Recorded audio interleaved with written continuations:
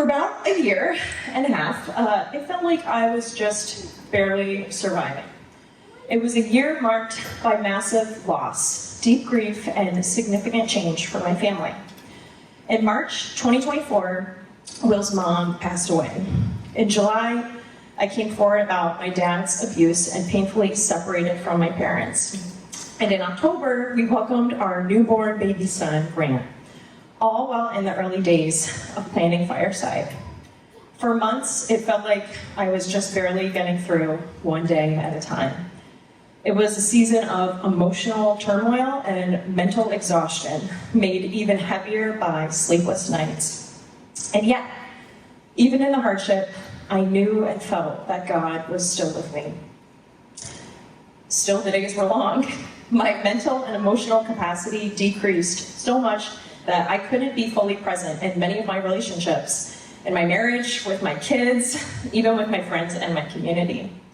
For the first time in my life, I was canceling plans because I couldn't focus on a conversation.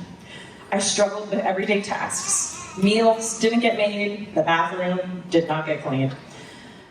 The laundry sat unfolded in a pile on my bedroom floor for weeks. Still does, sometimes. Let's be honest.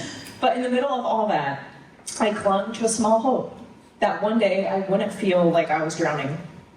I would enter a new chapter where the grief and pain still existed, but it didn't feel so heavy.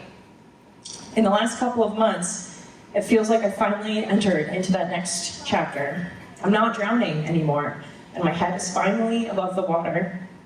When I look back on this past year, I can hardly believe I made it through. The pain of processing lifelong trauma, the grief of losing 3 of 4 of our parents, the exhaustion of nights filled with nightmares, and a little newborn baby. But here's what I've come to realize, that through it all, I've understood more about God's compassion and grace than I ever have before.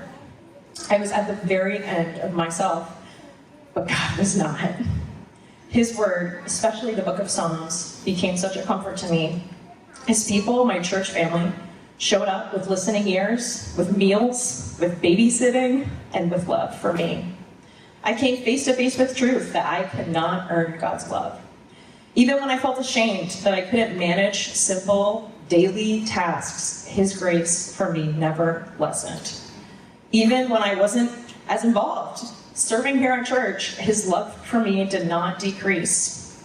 On the days where I sat on my couch, disassociated, watching my daughter play on the floor, God's compassion held me. God's grace and compassion were steady, and He invited me to extend that same grace and compassion to myself. Maybe today you feel like you're drowning or longing for the day your head will rise above the water. My hope for you is that even in your suffering, you come to understand the depth of God's compassion and His grace for you. He loves you right now, where you are. I would like to read a verse that has encouraged me from the book of Psalms, chapter 9, verse 9 through 10. The Lord is a refuge for the oppressed, a stronghold in times of trouble. Those who know your name, trust in you. For you, O Lord, you have never forsaken those who seek you.